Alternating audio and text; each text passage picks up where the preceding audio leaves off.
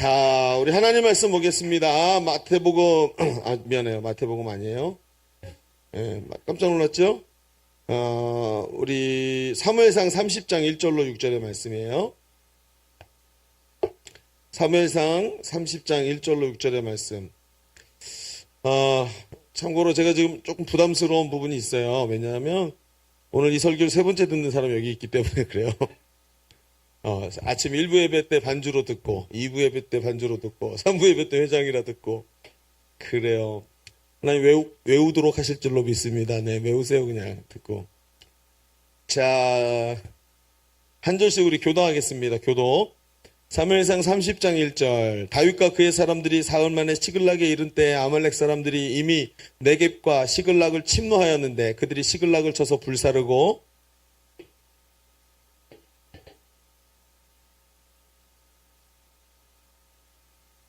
다윗과 그의 사람들이 성읍에 이르러 본즉 성읍이 불탔고 자기들의 아내와 자녀들이 사로잡혔는지라.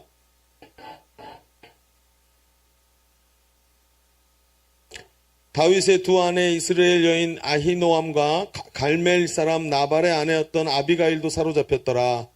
백성들이 잔들 때문에 마음이 슬퍼서 다윗을 돌로 치자 하니 다윗이 크게 다급하였으나 그의 하나님 여호와를 힘입고 용기를 얻었더라. 아멘. 감사합니다. 여러분 경상도 사투리 버전 한번 같이 얘기해 봅시다. 자, 경상도 사투리 저것은 무엇입니까를 경상도 사투리로 하면 네 글자가 나와요. 뭐게요? 저것은 무엇입니까? 저게 먹고 그런다. 그죠? 저기 먹고 이렇게. 높임말로 하면 저게 먼교 하면 뒤에가 교면 이제 높임말이 되죠. 자, 우리 외국어 교육 받는다 생각하고 하나만 더 해봅시다. 할아버지 오셨어요. 자, 경상도 사투리로 할뱅교 하면 된대. 경상도도 잘 모르겠죠? 저기 있는 저 아이는 누구입니까? 자는 누구? 이게 그죠? 자, 저 아이는 누구입니까? 아이고, 일을 어떻게 하면 좋나? 하고 하는 말을 경상도 사투리로 우야노, 우짜노. 그렇죠. 아이고, 잘하네. 아니, 도대체 왜 그러세요? 왜 그러시는데요? 와요. 그러다는 거죠. 그죠? 좋아요. 이제 감이 오기 시작했어요. 그건 제 물건인데요. 어떻게 하면 되죠? 있네. 인도. 그러죠. 있네. 그런데. 마지막입니다. 야, 부탁인데 제발 그러지 좀 마라. 그렇죠! 이야, 제일 어려운 거 한 번에 맞춰버리네. 좀! 이러면 이제 제발 그러지 마라는 뜻이죠. 자, 우리 옆 사람에게 이번에는 경상도 말로 인사합시다. 억수로 반갑네요. 시작! 억수로 반갑네. 그렇죠. 여기는 오늘 은혜가 충만한데 저기는 지금 왜 그럴까? 자, 이제 우리 다시 한번 옆 사람에게, 앞뒤 사람에게 인사해 주세요. 하나님이 당신을 기다리고 계셨습니다. 시작! 하나님 당신을 기다리고 계셨어요. 그래요. 그럼 오늘 왜 이런 얘기를 하냐? 여러분, 이게 지금 짧게 되지만 다 이해가 되죠. 사투리이기도 하지만 많이 들어보기도 했지만 우리가 이제 중요한 게 뭐냐면 이 말들이 전부 다 자기 감정을 나타내는 말이라서 끝에 부호가 붙어요. 느낌표가 붙든 물음표가 붙든 이런 말들은 짧아져도 다 통해져요. 그렇죠? 좀 그래도 알아듣겠는 거예요. 왜요? 감성을 나타내고 있는 부호가 붙기 때문에 그런 거예요. 여러분, 우리가 믿음 생활하고 우리가 세상을 살아가면서도 이런 부호들이 많이 붙죠. 하나님께서 개입하셔서 우리의 삶에 들어올 때 유독 이런 부호들이 붙어요. 예를 들어서 은혜가 많아요. 내가 기도했는데 기도 응답이 왔어요. 그래서 하나님께 뭐라고 얘기해요? 와, 하나님 진짜 대박입니다. 고맙습니다. 감사합니다. 느낌표. 그렇죠? 이런 느낌표가 붙어요. 그래서 하나님이 개입하셔서 감탄사가 나오고 탄성이 나오고 이런 느낌표가 붙는 날도 있다는 거죠. 그런데 정반대로요. 물음표가 붙을 때도 있어요. 물음표. 어떤 모습이죠? 하나님께서 우리의 삶을 뒤흔드시는 순간. 왜 도대체 이런 일이 나한테 벌어졌죠? 하나님, 난 기도했는데 왜 응답이 이렇게 오는 겁니까? 하나님, 제 기도 안 들으신 겁니까? 하고 뒤에 물음표가 느껴지는 거예요. 붙는 거예요. 여러분, 우리의 삶을 뒤흔드시고 분명히 하나님이 어제까지도 인도하셨는데 오늘 갑자기 하나님의 계획이 달라진 건가? 하는 이런 생각이 들 때가 있다는 거죠. 오늘 우리가 읽은 본문, 여러분 본문 기억나나요? 다윗이 시글락성에 살고 있었는데 시글락에서 잠깐 올라갔다가 내려온 사이에 아말렉이 들어와서 여자들과 아내들 그리고 아이들까지 다 잡아가 버린 거예요. 도대체 이런 상황에서, 이런 상황은 지금 느낌표가 아니고 물음표에 가깝겠죠. 도무지 하나님이 옆에 계신 것이 도움이 되지 않고 삶이 비통한 사건이 벌어지는 거예요. 여러분, 본문을 조금만 더 얘기해 볼까요? 오늘 본문이 어디냐? 다윗이 사울에게 쫓겨서 도망 다니다가 이방 땅에 있는 가드왕 아기스에게 피신한 거예요. 아기스가 이제 그 주변을 다 통치하고 있었는데 그에게 피신해서 그의 신복으로 들어가서 아기스의 눈치를 보면서 어렵게 살고 있었어요. 근데 그를 따르는 많지 않은 군사들을 이끌고는요, 아기스가 전쟁을 벌일 때 신하니까 같이 참전을 해야 되잖아요. 그래서 그 아기스가 연합군을 모아서 침공을 하기 위해서 나갈 때 다윗이 자기가 데리고 있던 군사 600명 전체를 다 이끌고 올라가서 도우러 간 거예요. 그런데 그때 연합군 중에 누가 있었냐면 블레셋 군대가 있었어요. 근데 블레셋 군대 생각에는 누가 생각나요? 다윗 그럼 누가 생각나요? 골리앗이죠. 골리앗을 때려잡았던 다윗이 죽인 자는, 사울이 죽인 자는 천천히요, 다윗이 죽인 자는 만만이로다라는 노래를 만들게 하는 사람인데, 저 녀석이 지금 우리와 지금 아군이 됐다는 거죠. 못 믿겠다는 거예요. 저가 하나님 앞에 다시 순종해서 돌이켜가지고 자기들을 칠지 어떻게 하냐. 우리는 쟤랑 같이 전쟁 못한다. 그러고 나선 거죠, 블레셋이. 그러니까 아기스가 그 얘기를 듣고는 이 다윗을 내려보냈어요. 너 참전하지 말고 그냥 집으로 돌아가라. 그렇게 보낸 거예요. 하나님은 은혜죠. 그래서 싸우지 않고 시글락으로, 자기가 있던 시글락으로 돌아왔어요. 그리고 그들이 시글락으로 돌아오는데 시글락을 비워놓고 올라간 사이에 조금 전에 말했던 것처럼 아말렉이 틈타서 노략질을 하죠. 자신들이 거주하던 시글락이 불타고 남아있던 여자들과 아이들을 모두 사로잡아 가버린 거예요. 얼마나 기가 막힌 노릇입니까? 오늘 성경에 보니까 그들이 울었다 그러죠. 그런데 울었다는 표현이 그냥 울었다가 아니라 성경에 뭐라고 나와 있어요? 뭐라고 나와 있냐면 더 이상 울 기력이 없을 만큼 소리 높여 울었다. 이렇게 기록을 해요. 그러면서 울었다는 기록을 이렇게 해놓은 데는 여기밖에 없을 것 같아요. 더 이상 울 힘이 없을 만큼 고래고래 소리를 지르면서 통곡을 하고 울었다는 거예요. 근데 왜 그랬을까요? 저는 이해가 돼요. 그럼 성경을 읽으면서 이 사람들의 마음을 한번 이해해 보려고 노력을 해보세요. 되게 재밌어요. 이 사람들이 누구죠? 지금 다윗이 어디 있었어요? 다윗이 도망 다니다가 막벨라 굴에 숨어 있는 것이 소문이 퍼져가지고 이스라엘에서 버림받고 그리고 범죄자라고 낙인 찍혔고 사람들 앞에 손가락질 당하고 차별 대우 당하고 억울한 일 당했던 사람들이 막벨라 굴로 찾아가요. 다윗에게.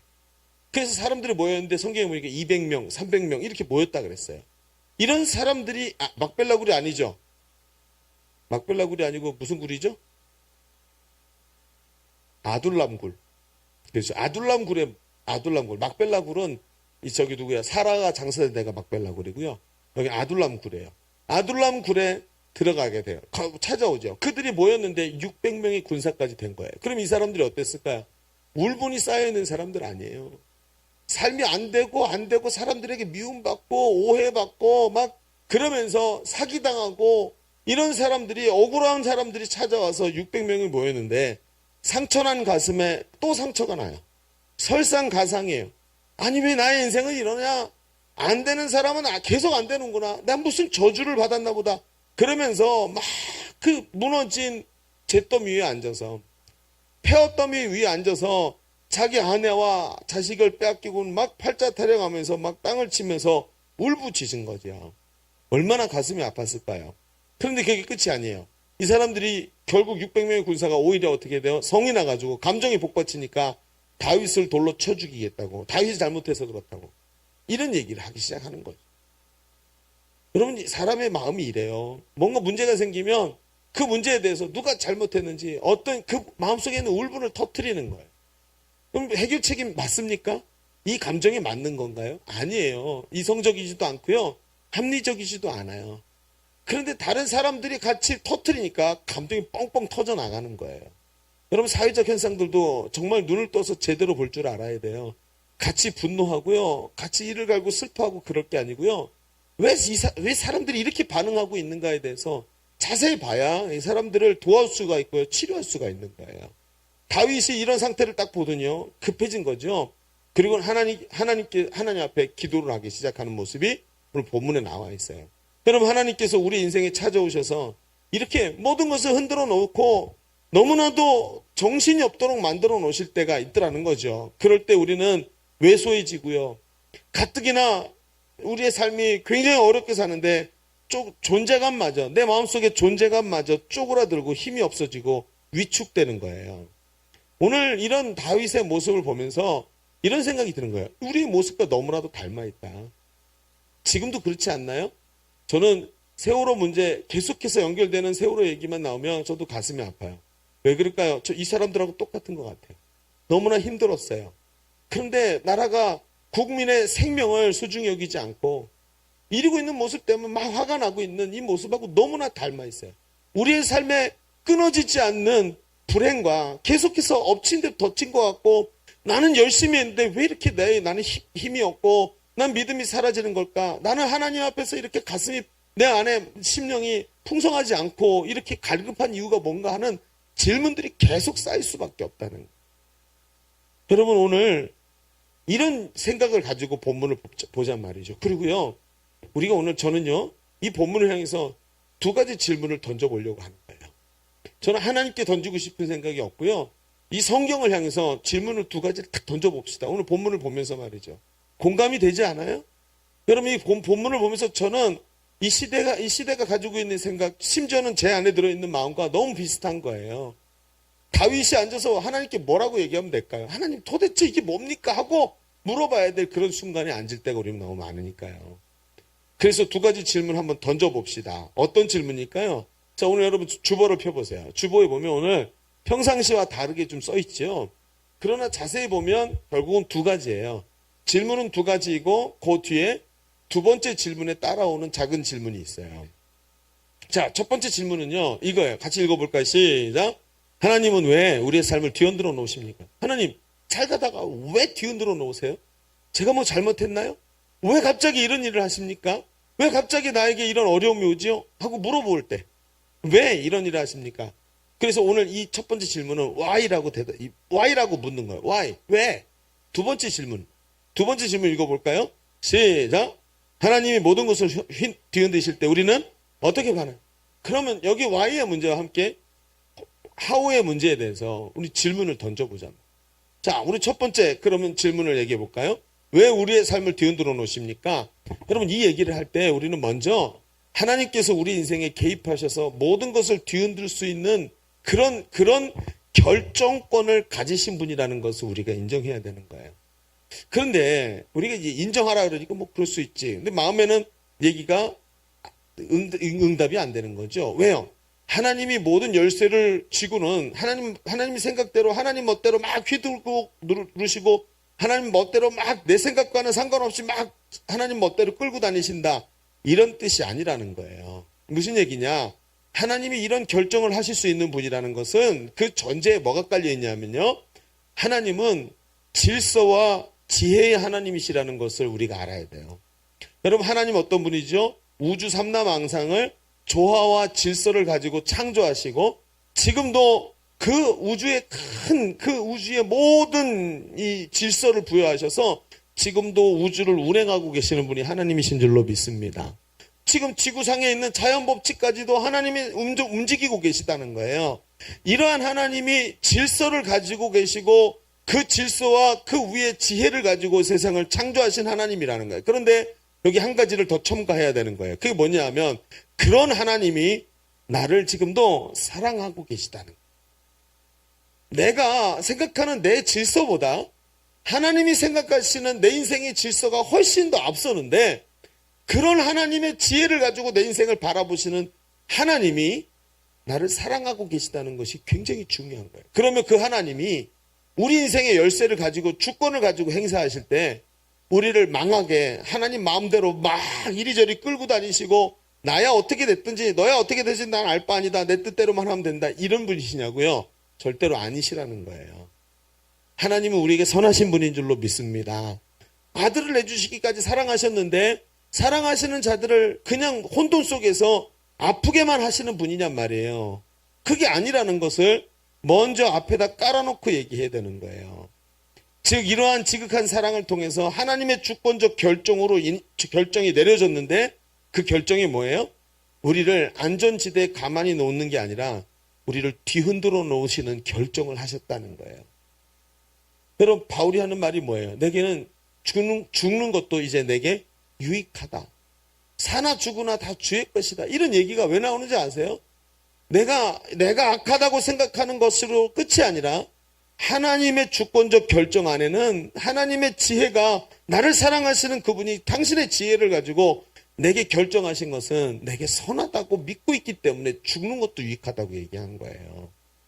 여러분, 그러나 우리는 이 말을 머리로는 알지만 쉽게 동의가 안 되는 거죠. 왜요? 느낌이 그래요. 느낌이. 우리 고정관념이 하나 있는데 이 고정관념에 대해서 얘기를 좀 해보죠. 우리는 하나님의 하나님이 개입하셔서 우리 삶에 하나님의 손을 뻗치시면 안전하고 편안한 삶이 보장되는 것이라는 등식을 성립시켜요. 왜 그럴까요? 하나님은 복 주시는 분, 하나님은 세이비어, 나의 도움, 하나님은 산성, 하나님은 나의 도움, 이것만 계속해서 봐왔기 때문에 그래요. 사랑하시니까 내게 늘 만족스러운 결과를 주셔야만 하는 분, 이렇게 생각하고 있다는 거죠.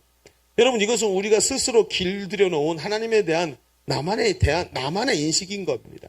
여러분, 하나님은 과연 그런 분인가요? 저는 그렇게 생각하지 않습니다. 성경도 그렇게 말하지 않아요. 때로는 모든 것을 흔들어 놓는 방법으로 우리를 사랑하시고 우리를 향해서 일하고 계실 때가 있다는 거예요. 여러분, 미국의 존 오트버그라는 목사님이 계시는데 이분의 책이 굉장히 유명한 게 누더기 하나님이라는 책이 있어요. 누더기 하나님. 그리고 단순하게 믿으라. 뭐 이런 책들이 되게 유명한 책으로 베스트셀러가 되신 분인데요. 이분이 책에서 이런 얘기를 써놨어요. 두려움의 지배를 받는 현대인들은, 두려움의 지배를 받고 있어요. 두려움의 지배를 받는 현대인들은 위기 정체 상태에 빠져 고통을 받고 있다 하고 써놨어요. 위기 정체가 뭘까요? 지금 나는 위기에 있다. 나는 지금 내가 위험한 상태에 있기 때문에 나는 아무것도 못해 하고 자기가 규정 지어버린 거예요. 그래서 아무것도 하지 못하고 아무데도 가지 못하고 가만히 있다는 거예요. 그럼 무슨 뜻이지요? 어렵게 만들어 놓은 자기 삶에 대한 애착으로 인해서 자기 삶을 진열대 위에 올려놓고 내가 이걸 어떻게 만들었는데 이게 망가질까봐 아무것도 못하고 손도 못 대고 불어갖고 먼지만 털어내고 건드리지 못하는 게 내 인생이 됐다. 이게 이 존 오트버그 목사님의 이 진단이에요. 그래서 어떻게 하죠? 이대로 유지만 되기를 바라는 거예요. 아무도 건드리지 마. 그리고는 자기가 노력을 해가지고 요거 하나 더 이렇게 첨가해가지고, 여러분, 수많은 자격증 중에 자격증 하나 더 만들어보고 살짝 탁 붙여서, 그렇지. 그리고는 어떻게 해요? 또 속량가피 깎아가지고 막 깎아서 예리하게 만들어서 또 하나 살짝 붙이고, 아이고, 저거 떨어졌네 하고 이렇게 붙이면서 건드리지 못하는. 여러분, 인생이 뭐예요? 과연 인생이 그렇게 진열장 위에 올려놓고 애착을 가지고 바들바들 떨게 만든 게 하나님이 우리에게 주신 게 인생일까요? 여러분, 신자가 구원받고 믿음으로 살아가면서 그 믿음을 진열대에 올려놓고 안전하게만 살게 하시는 것이 과연 하나님의 은혜일까요? 요즘에 자동차가 되게 잘 나오죠? 저 요즘에 자동차 욕심이 생기더라고요. 1500cc 자동차가 나왔는데 마력수가 150마력, 1700cc 자동차가 보니까 195마력 이래요. 옛날에 뭐죠? 한 10년 전에 승용차가요 95마력에서 105마력 이 정도밖에 안 됐어요. 근데 요즘 차는 막 터보 차저를 달아가지고요 막 170마력까지 나가죠. 막 2000cc 미만인데. 요즘 여러분 생각해 보세요. 그런데 여러분 500마력짜리 자동차를 타본 적 있어요? 500마력. 저는 한 번인가 몰아본 것 같아요. 500마력 정도 되는 차를요. 장난 아니에요. 차를 이렇게 출발시키잖아요. 탁 출발시키면 사람의 머리가 뒤로 탁 붙어버려요. 그냥. 깜짝 놀라는 거예요. 자동차가요. 왜 있잖아요. 출발 그러면 영화에서 보면 빨리 출발하면 바퀴가 막 그 자리에 스핀 돌다 가잖아요. 그건 거짓말이에요. 어떻게 되냐면요. 차가 그렇게 돌잖아요. 그럼 바퀴가 이 땅바닥을 붙잡고 있기 때문에요. 그냥 도는 게 아니고 탕탕탕탕탕탕 튀면서 나가요. 앞으로. 이게 그렇게 돼요. 뭐 특별한 장치를 해서 그렇게 헛돌게 만들어 놓은 거죠. 영화에서는. 막 퉁퉁퉁퉁 그러면서 나가는데 온몸이 뒤로 확 붙어버려요. 500마리짜리 자동차를 타면요. 제로백. 가만히 서 있던 차가 시속 100km까지 가는데 3초면 돼요. 3점. 요즘에 3.5초 이렇게 나오더라고요. 여러분, 이런 차를 샀어요. 내가 부자인데 이런 차를 샀어요. 그리고는 500마력짜리 자동차, 제로백이 3.5초밖에 안 되는 자동차를 타고 시속 50km로 달리는 것이 정답일까요? 하나님이 우리에게 믿음을 주셨는데 이 믿음이라는 엄청난 괴력을 주셔서 믿음이 모든 것을 이기고 믿음으로 안 되는 게 없도록 믿음으로 하나님의 뜻을 이루어갈 수 있도록 힘을 주셨어요. 믿음이라는 괴력을 주셨어요. 근데 믿음을 단순히 진열장에만 갖다 놓도록 가만히 냅둬도 되도록 만들어주시면 하나님 좋으신 하나님인가요? 저는 아니라고 생각을 하는 거예요. 여러분, 한번 우리가 갖고 있는 이 고정관념에 대해서 생각을 해봅시다.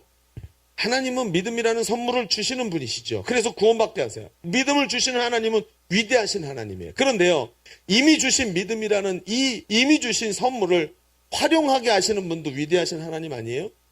오늘 우리가 읽은 말씀의 6절을 보세요. 6절에 뭐라고 돼 있어요? 6절 하반절에 보니까 이렇게 돼 있어요.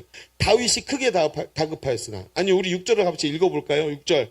자, 앞에 보세요. 시작. 백성들이 자녀들 때문에 마음이 슬퍼서 다윗을 돌로 치자 하니 다윗이 크게 다급하였으나 그의 하나님 여호와를 힘입고 용기를 얻었더라. 여러분, 다윗은 위기 속에서 여전히 이러한 위기와 어려운 순간 속에서도 하나님께서 주신 믿음을 꺼내들고 용기를 얻지요. 여러분 보세요. 그는요, 갑자기요, 그 자기에게 닥쳐오는 위기를 보면서 갑자기 그의 믿음이 작동을 하기 시작하는 거예요. 어떻게 됐어요? 그의 믿음이요, 그냥 진열장에 있는 믿음인 줄 알았는데 위기가 딱 오니까요, 믿음을 딱 보니까 믿음의 근육이 딱 있는 거예요. 저게 똥 뺀 줄 알았더니 아니네. 믿음이 왕성하게 움직여서 잽싸게 그 문제 앞에서 하나님 앞에 엎드려 기도를 하고 용기를 얻는 그런 믿음이었다는 거예요. 여러분, 그의 믿음은 진열장 위에만 있는 믿음이 아니었어요. 활동하고 근력이 있는 그런 믿음이었다는 거예요. 여러분, 하나님은 우리의 믿음을 진열대에서 꺼내서 활용하게 하시고 움직이게 하십니다. 근력을 키우게 하고 모든 근육을 활용해서 풍파를 헤치고 견뎌내게 하시면서 승리케 하시는 것이 그분의 사랑이라는 거예요. 가만히 있게 하시는 게 아니고요. 아무 문제 없이 가만히 있게 하시는 것이 사랑이 아니라는 거예요. 안전한 울타리로 보호하시는 것만이 사랑이 아니라 다시 다윗을 일으켜가서 더 강력한 자리로 끌고 가시는 게 하나님의 사랑 아니냐는 거예요. 만약에 여러분 생각해 보세요. 다윗이요, 만약에 골리앗을 무너뜨리고 사람들에게 주목을 받아서 영적으로 하나님이 다윗을 죽인 자는 만만이로다 하는 이야기를 듣지 않고 그냥 사울의 집안에서 편히 지냈다면 어떻게 됐을까요? 예? 여러분, 한번 어떻게 됐을까요? 매일같이 사울이 부르면 가갖고 수금을 타면서 노래 불러주고 막 이러면서 이러면서 노래 부르고 살 거 아니에요. 평생 다윗은 뭐가 됐을까요? 찬양 인도자밖에 더 됐겠어요? 찬양 인도자가 밖에는 아닙니다만, 제가 하고 싶은 말은 뭐냐면 이거예요. 다윗이 그렇게 했다면 다윗이 통일 왕국 이스라엘의 왕이 될 수 있었을까요? 그런 제목이 되지 못했을 거예요.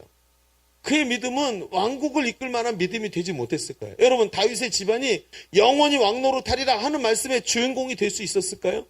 아니요. 다윗의 믿음이 진열장에 있었다면 절대로 그의 가문에서 예수님이 올 만한 가문이 될 수 없었어요. 여러분, 하나님은 그에게 울타리를 넘어서게 하는 은혜를 주셨어요. 안전한 울타리를 무너뜨리고 믿음으로 싸우게 하시고 승리케 하는 것을 경험할 때 그제서야 다윗의 입에서 나오는 시가 있어요. 여호와는 나의 목자시니 내게 부족함이 없으리로다. 나를 푸른 초장으로과 쉴 만한 물가로 인도하시는도다 하고 고백할 수 있는 사람이 된 이유가 뭐예요? 그가 믿음으로 싸우는 자리로 초청받아서 나갔다는 거예요. 그러다 보니까 싸우고 나서 그 싸움의 치열함을 경험하고 나니까 하나님 어때요? 쉴 만한 물가로 인도하시는 분인 줄 아는 거예요. 매일같이 쉴 만한 물가에서 하나님 더 시원한 거 없나요? 하나님 더 좋은 거 없나요? 이게 신앙이 돼서는 안 된다는 거죠. 주신 믿음 어디다 쓰는 거예요? 더 좋은 거 구하는 게 주신 믿음이에요? 아니요. 믿음이라는 도구를 그래서 칼을 들고 나가서 싸우게 만드시는 거예요. 그리고 믿음이라는 칼이요, 더 단단해지고 더 확실해지고 더 하나님이 쓰실 만한 도구가 되도록 만들어서 그 믿음의 도구를 가지고 다윗의 집에 영원토록 왕노릇하게 하시는 예수 그리스도를 보내시는 은혜를 주시고자 부르셔서 강하게 만드신 거예요. 여러분 생각해 보세요. 저 높인 창공이 나는 것이 위험하기 때문에 독수리를 안전한 닭장에 집어넣고 먹이 걱정 없이 살게 해주면서 먹이를 주면 그게 은혜이고 사랑일까요? 아니죠. 독수리가 심지어 날지 못한다 할지라도 접어두었던 날개를 강제로라도 펴겨안고 근육 훈련을 하게 하는 거 아니에요? 근육? 퍼덕퍼덕 계속 근육 훈련을 하게 만들어요. 여러분, 독수리의 날개가 펼치면 2m가 넘는데요. 접으면요, 수탉보다 좀 더 큰 게 독수리지만 여러분 펼치면 2m가 더 넘는 게 독수리의 날개예요. 그 날개를 펴서 강제로 하게 만듭니다. 그래, 힘들지? 5개만 더 하게 만드시는 거예요. 여러분 PT 같은 거 해보면 어때요? 예, 여러분 이거 하는데 옆에 트레이너가 붙어서 안 떠나요. 뭐 3개 더, 2세트 남았어요. 마지막 1세트 하더니 5개만 더 합시다. 그러는 거예요. 팔뚝이 끊어질 것 같은데 트레이너를 보면 확 잡아먹어버리고 싶죠. 이게 지금 안 올라가요. 알아요, 트레이너도. 근데 어떻게 해요? 5개 더 하래요. 하나 올라가죠. 그죠? 근데 끝까지 안 가고 툭 떨어지죠. 둘, 그런데 아까에 비해서 3분의 1밖에 안 올라가요. 인상을 쓰면서 붙잡고 막 근데 여기 핏줄이 막 쓰고 얼굴이 뻘개지면서도 안 올라오는 거예요. 그래도 올리는 거예요. 그때 뭐가 나와요? 그때 근육이 생기는 거예요. 한 번도 못 올릴 것 같은데 그걸 하는 거예요. 그러면서 그 하나님이 부르신 자리에서 근육을 운동을 하고 알이 배기고 뻐근하고 피곤한, 그리고 하나님 어디로 데리고 가세요? 그 날개, 뻐근한 날개를 끌고 산꼭대기로 데리고 올라가시더니 거기서 밀어버리시는 거예요. 야, 야속하지요. 하나님 이러실 수가 있어요? 제가 여태껏 어떻게 했는데요? 그러면서 아이씨! 그럼 탁 폈는데, 이런 믿음의 용어는 따라해도 괜찮아요. 폈어요. 어떻게 되죠? 여태껏 훈련했던 게 내 팔에 그대로 남아있는 거예요. 창공을 나르는 거죠. 갑자기 보이기 시작합니다. 아, 이게 믿음이구나. 이래서 하나님 여태껏 나를 훈련시키셨구나. 그리고 입에서 노래가 나오죠.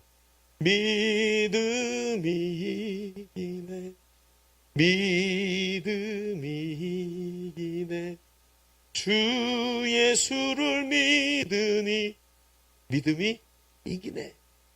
그제서야 이게 펴지는 거예요. 여러분 다시 한번요.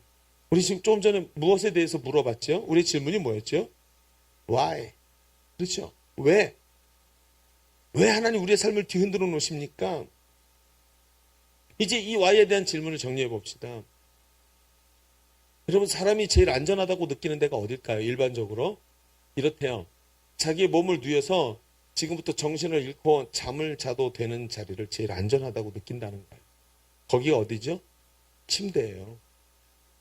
네, 여러분 아세요?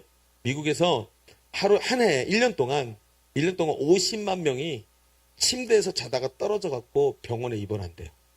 죽는 사람도 있대요. 침대에서 잘못 떨어졌고 목이 부러졌고.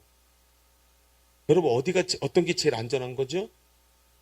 진열대 위에 있는 게 제일 안전한가요? 저는 목 두꺼워서 안 부러져요. 걱정하지 마세요. 저를 위해서 기도하거나 그러지 마세요. 진열장 위에 있는 게 제일 안전한 건가요? 하나님 앞에 물어보세요. Why? 왜 그렇죠? 답이 있어요. 믿음의 가치를 끌어올려서 하나님 앞에서 믿음으로 살게 하시려고 근육 훈련의 현장으로 끌고 가시는 거예요. 자, 그러면 이 정도 정리를 하고 나서 이제 뭐 그렇지. 그런데 자연스럽게 우리 이제 두 번째 질문으로 가게 되죠. Y가 끝났으면 그 다음에 어디로 가게 되죠? 그러면 How로 가는 거예요. 어떻게? 그럼 내가 믿음으로 서는 게 어떻게 사느냐는 거죠. 여러분 두 번째 질문을 보세요. 하나님이 모든 것을 뒤흔드실 때 그러면 왜 흔드시는지는 알았는데 그러면 어떻게 반응해야 됩니까? 이젠 How의 대답을 해야 됩니다. 그렇다면 이러한 극단적 상황 가운데 믿음을 꺼내서 사용해야 되는데 어떻게 해야 되느냐는 거예요. 우리 다시 본문으로 들어가서 그 대답을 찾아봅시다. 다윗의 모습을 보면서 믿음을 진열장에서 꺼내야 되는데 꺼내서 어떻게 사용해야 되는지, 내 믿음이 얼마 안 돼서 작고 부스러질 것 같고 막 이러는데 이걸 어떻게 사용해야 되는지 한번 얘기해 보자는 거예요. 여러분 생각해 보세요. 극단적 상황, 자녀들과 아내들이 다 끌려가고 포로가 됐는데 그런 극단적 상황에서 가뜩이나 약한 믿음 바스러지게 생겼는데 그걸 들고 뭐 하냔 말이에요. 그렇죠? 근데 그 얘기들을 어떻게 써야 될지, 그 믿음을 어떻게 꺼내서 끌고 가야 될지 한번 얘기해 보자고요. 자, 첫 번째, 믿음 사용 설명서. 그럼 이제 믿음을 꺼냈으니까 어떻게 사용해야 될까요? 첫 번째, 무너진 잔해 속에서도 남겨진 희망의 단서를 포착해야 되는 거예요. 자, 이제야 쓸 게 나왔네요. 그죠? 가로 안에 어떻게 쓰면 돼요? 희망의 단서. 그렇죠. 자, 한번 생각해 봅시다. 여러분, 오늘 본문의 6절이 다윗이 그러한 극단적 상황 속에서 용기를 내게 되는 모습을 우리에게 보여주는 거예요. 자, 그런데 다윗의 모습을 보세요. 조금 전까지 그 무너진 폐허 위에 앉아서 막 울었어요. 아, 하나님, 나한테 어떻게 이러실 수가 있습니까? 내가 주님 앞에서 이렇게 믿음으로 살려고 애쓰는 거 안 보이십니까? 그런데 내게 왜 이런 걸 줍니까? 하고 막 그러다가 갑자기 어떤 희망의 단서가 눈앞에 보이는 거예요. 다윗이요. 여러분, 만화에 보면 갑자기 주인공이 고민하다가 뭔가 생각났을 때 머리 위에 전구의 불이 딱 켜지죠. 그리고 갑자기 조금 전의 행동과 완전히 다른 행동을 하죠. 조금 전까지 울던 애가 그게 아니라 아이고 이게 있네 하면서 나가는 거예요. 뭘 발견한 거예요? 희망의 단서가 눈앞에 보인 거예요. 모든 상황 속에서 하나님께서 남겨두신 퍼즐 조각을 찾아내는 거죠. 여러분, 그 단서 하나를 찾아내면 그 다음에 그 퍼즐에 붙을 수 있는 또 다른 조각이 보이기 시작하는 거예요.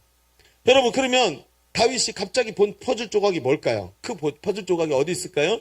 2절과 3절에 딱 나타나요. 한번 읽어보세요. 같이 2절과 3절. 보이시죠? 자, 같이 읽어봅니다. 시작. 거기에 있는 젊거나 늙은 여인들은 한 사람도 죽지 아니하고 다 사로잡아 끌고 자기 길을 갔더라. 다윗과 그의 사람들이 성읍에 이르러 본즉 성읍이 불탔고 자기들의 아내와 자녀들이 사로잡혔는지라. 자, 여기서 무슨 퍼즐 조각이 나옵니까?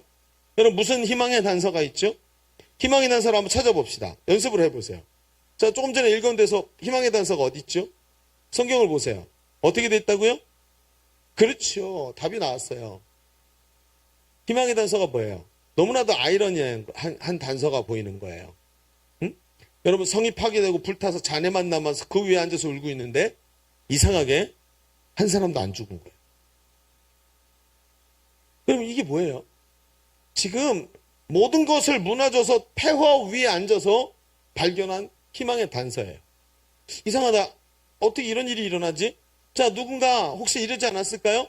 아이들하고 여자들을 다 잡아갔는데 노인 한 분이 남아있었거나 아니면 거기 잡혀가지 않고 어디 숨어있던, 영화에서 나오는 것처럼 어디 숨어있던 아이가 와갖고 다윗에게 얘기해주지 않았을까요? 다 잡혀갔어요. 어떻게 됐니? 누가 죽었니? 죽은 사람은 없어요. 아말렉 사람이 다 잡아갔는데 다 그냥 잡아서 포로로 끌고 갔어요. 여러분, 이게 뭐예요? 이상하지요. 폐허더미 위에 앉았는데 희망, 하나님의 개입이 보이기 시작한 거예요. 하나님의 개입. 여러분, 이게 뭐예요? 이게 바로 우리의 믿음의 실마리가 되는 거예요. 여러분, 사실 그럴 만한 게요. 아말렉은요, 굉장히 실리적인 민족이에요. 성경에 보면 계속 얘네는 실리를 찾아요. 그래서 이들은요, 이 사람들을 다 끌고 가서 뭐 하려고 그랬을까요? 아마 블레셋의 노예로 팔려는 생각을 했을 거예요. 노예로 팔자. 노예로 팔면 돈이 생기잖아요. 노예로 팔아야 되는데 노예는 어때야 되죠? 이빨 빠지고 찢어지고 특히 여자 노예예요. 여자 노예는 상처가 없어야 돼요. 건강해야 돼. 집안일 해야 되니까. 아이들도 그 마찬가지예요. 여러분 생각해보세요. 포로를 끌고 가는데 아이들 데려가면 얼마 걷지도 못해요. 하루에 40km를 걸을 수 있대요. 상인들이 제일 많이 가면. 그래서 사막에요. 여러분 실크로드에 가잖아요. 객주가 40km마다 하나씩 있어요. 실크로드가 로드가 되는 특징은요. 아스팔트가 깔려 있는 게 아니고요. 그 길에 주막이 40km마다 하나씩 있으면 실크로드가 될 수 있어요. 그런데 왜요? 왜 40km일까요? 하루에 낙타를 타고 걸을 수 있는 거리가 40km밖에 안 돼요. 아기를 데리고 간다 생각합시다. 그럼 포로를 끌고 가면 절반이에요. 20km밖에 못 가요. 아이들 데리고 가면요. 10km, 15km밖에 못 가요. 그런데 아이들까지요. 여러분 이때는 어떻게 했을까요? 이 시대에 만약에 전쟁이 벌어지면요. 아이들은 다 죽여요. 쓸모없기 때문에. 데려갈 수가 포로를 끌고 갈 수 없는데 내버려두면 커가지고 후환이 되니까 아이들 어떻게 하냐면 발목을 잡아요. 발목을 잡아서 그냥 돌에다가 머리를 쪼요. 빡 찌고 던져놓고 가요. 죽으라고.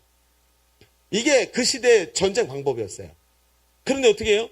다 끌고 가는데 한 놈도 죽이질 않은 거예요. 여러분 아말렉이란 도구를 하나님이 쓰시죠. 회초리를 여러 개를 깼다놨는데 엄마가 열받아가지고 회초리로 때린다고 가시나무가 쫙 뻗쳐있는 가시나무 들고 아이를 때리는 엄마는 못 없어요. 바보예요.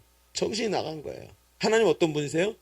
이 일을 다윗을 흔드시는데 다윗을 흔들어 깨우시면서 기도의 자리로 끌고 나오시려고 막 흔드시면서 뭘 쓰셨어요? 아말렉이란 도구를 가지고 쓰셨는데 가만히 보니까 때렸는데 아픈데 상처가 하나도 안 나는. 희망의 단서 얘기예요. 한 사람도 안 죽었어요. 여러분 이상하지요? 나는 힘들고 죽을 것 같이 어렵고 질병까지 와서 힘들어 죽겠는데 이상한 거예요. 눈앞에 하나님 일하고 계시는 게 보이는 거예요. 이게 뭐예요? 이게 희망의 단서예요. 영혼들이 힘을 얻고 사람들이 세워지고 은혜가 교회 안에 흘러넘쳐요. 이상해. 나는 힘든데 저 사람들만 왜 잘 되지? 그게 아니에요. 저 사람들을 통해 하나님께서 지금 저걸 보니까 나만 힘든 이유가 뭘까? 하나님이 나에게 지금 뭔가 요구하고 계시는구나. 저걸 보라고 내 눈에 지금 보여주고 계시는구나. 여러분 질투하고 뭔가 왜 나만 안 되지 하고 자괴감을 주려고 그러시는 게 아니라 봐라. 다 잘 된다. 너의 삶을 돌이켜봐라. 다윗이 있잖아요. 그리고 폐허 위에 앉아서 돌이켜보니까 아하 하고 보이기 시작하는 게 있는 거예요. 하나님 살아계시는구나. 하나님이 지금 결론을 정해놓고 나에게 이 단서를 보고 믿음으로 따라오라고 내 눈앞에 단서를 하나씩 떨어뜨려 놓고 가시고 있어요. 무슨 눈이 필요한지 아세요? 이런 환난의 자리에서 그 단서를 찾을 수 있는 눈빛이 필요한 거예요. 그 눈빛을 가지고 그 위에 서가지고 하나님 뿌려놓으신 단서들을 잡으라고요. 여러분 왜 세상의 단서만 찾아갑니까? 왜 세상에서 성공하는 단서만 눈에 보일까요? 왜 차별대우 받고 있는 단서만 자꾸 눈에 보일까요? 왜 최저시급이 남들하고 다른 것만 자꾸 내 눈에 보이는 걸까요? 이상한 단서 아닌가요? 그런 폐허더미 속에서도 희망의 단서를 던져놓으신 하나님의 은혜가 눈에 보이는 여러분 되기를 바랍니다.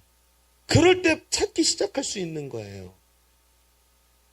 여러분 사역의 현장을 보세요. 사역의 현장에서 피곤하고 지쳐있어요. 우리의 영혼이 힘이 안 나요. 마음이 무겁고 즐겁지 않고 버겁게만 느껴져요. 쉬고 싶고 힐링이 필요해요. 그런가요? 그 와중에서도 희망의 단서가 있어요. 이상하지요? 왜 다른 사람들은 잘 되고 있을까요? 내가 뭘 잘못하고 있는 건가요? 아니에요. 하나님 말씀하고 있어요. 지금 네가 탄 배는 제대로 가고 있다. 내가 너를 향한 계획이 있어서 이런 거야. 믿음으로 승리해라. 주님의 단서가 보여야 되는 거예요. 여러분 우리의 삶에 있잖아요. 이런 와중에서도 희망의 단서가 있다는 것을 알아야 돼요.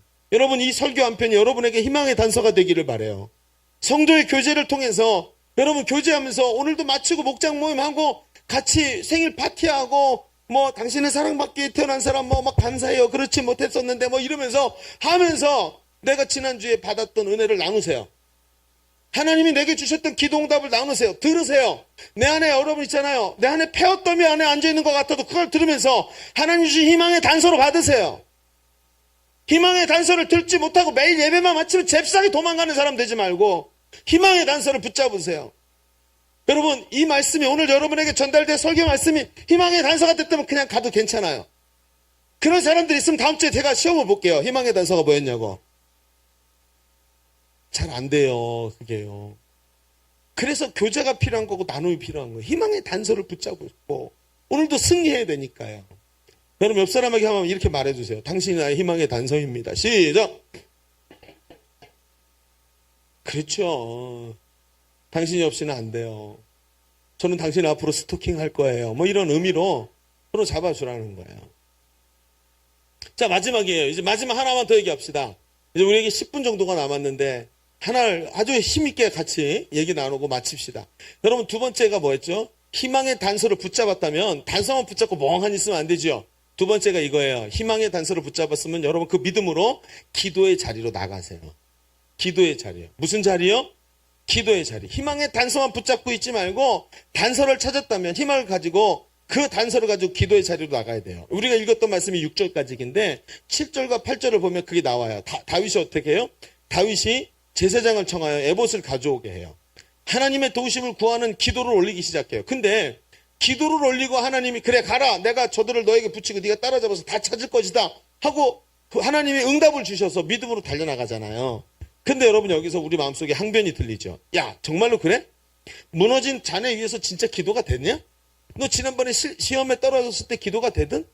하나님한테 너 그날 하나님 앞에 얼마나 원망했어? 여러분 저도 시험에 엄청나게 떨어져 봤어요. 정말 중요한 시험에 떨어지고 나니까요. 입을 뒤집어 쓰고요. 나오기가 싫어요. 그냥 혼자 누워갖고 눈물만 뚝뚝 나고 이제 옆에서 입에서 계속해서 전문 용어가 나와요. 쌍시옷부터 시작해서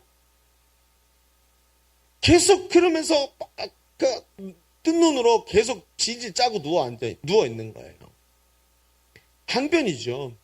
기도가 돼? 그럴 때 기도해봤잖아. 안 되잖아. 당연한 항변이에요. 그러나 우리가 중요하게 봐야 될 것이 있어요. 기도를 하느냐가 중요한 것보다 더 중요한 게 뭐냐면 어떤 기도를 해야 되는가가 더 중요한 거예요. 그럼 우리가 오늘 읽은 게 30장이죠. 29장에는 다윗이 시글락으로 돌아오는 장면이 있고요. 28장에 보면 뭐가 됐냐면 사울 왕이 무당을 찾아가는 장면이 나와요. 이 무당을 찾아가는 장면이 오늘 우리에게 되게 중요한 부분이에요. 왜 그럴까요? 왜 그러냐면요. 사울 왕이 무당을 찾아가서 무당한테 물어보고는 절망적 얘기를 듣고 자살해서 그 뒤에 어떤 일 때문에 자살해서 죽잖아요. 근데 가만히 보면요. 사울이 무당을 찾아간 실수를 범하기도 하지만 웃기는 게 뭐냐면 사울도 기도를 했다는 거예요. 어디 나오냐고요? 사무엘상 28장 6절을 보세요. 자, 앞에 나왔죠? 제가 읽을게요. 사울이 여호와께 묻자오되 여호와께서도 꿈으로도 우림으로도 선지자로도 그에게 대답하시지 아니하므로 누굴 찾아가요? 그제서야 무당을 찾아가는 거예요. 그는요, 사울은요, 기도에 실패했어요. 그리고 나서 신접한 여인 무당을 찾아가는 거예요. 여러분, 다윗도 기도하고 사울도 기도하고 있어요. 그런데 다윗의 기도는 하나님 응답해 주셔서 승리하고 사울은 하나님 응답하시지 않아서 마침내 신접한 여인을 찾아가고 귀신 때문에 패망의 길로 가게 되는 거예요. 그런데 이 장면을 자세히 보면 사울과 다윗의 갈림길이 그저 기도했냐 안 했냐의 차이가 아니라는 걸 알게 돼요. 기도했기 때문에 승리했고 기도 안 했기 때문에 패망했다. 이런 얘기가 이런 유치한 얘기가 아니에요. 여러분, 학자들은 이런 얘기를 해요. 사울이요, 평상시의 행동이 하나님을 거역하고 죄로 일관했는데 갑자기 다급하게 기도한다고 하나님이 들으실 리가 없다. 이런 얘기를 쓰는 사람도 있어요. 그런데 아니에요. 그게 아니에요. 왜 그러냐면요. 이 두 사람, 다윗과 사울의 기도가 너무나도 평행선으로 똑같이 사무엘상 28장과 30장에 두 개가 나오는데 이 두 개의 기도가 너무 다른 게 있어요. 그게 뭐냐? 사울의 기도는요, 문제 해결을 위한 절박함이 있었어요. 그러다 보니까 어떻게 해요? 신접한 여인을 찾아갔을 때도 무당 여인을 하나님과 동급으로 두고 있어요. 어떻게 해요? 하나님이 내 문제를 해결해 줄 수 있다면 이 여인도 내 문제를 해결해 줄 수 있다. 이렇게 생각한 거예요. 여러분, 반대로 뭐죠?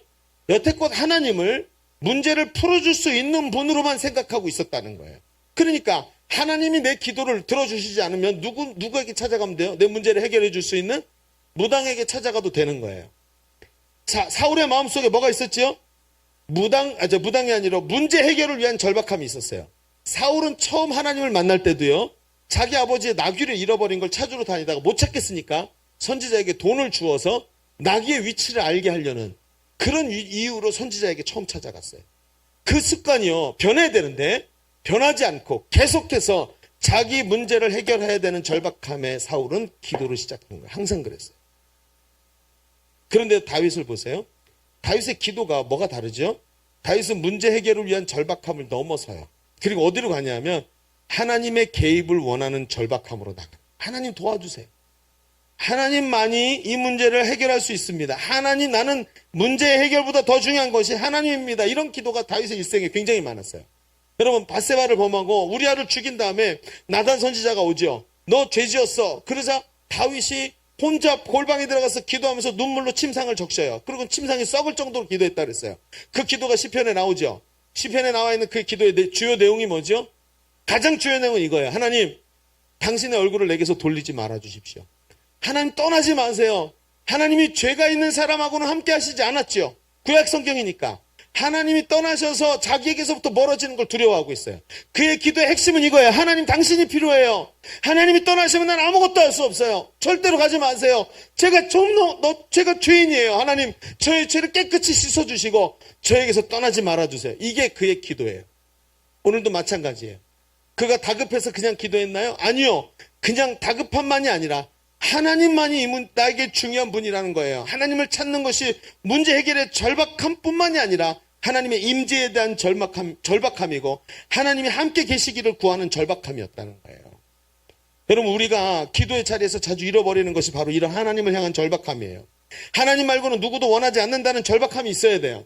하나님만 필요로 하다는 하나님을 향한 절박함, 목마름이 있어야 되는 거예요. 문제 해결을 향한 절박함이 아니에요. 의사도 병원도 돈도 명예도 어느 누구도 근원적으로 나에게 해결을 줄 수 없어요. 단지 하나님만이 나의 문제를 해결하시고 하나님이 계시면 심지어 문제가 해결되지 않더라도 그분만 계시면 된다는 거예요.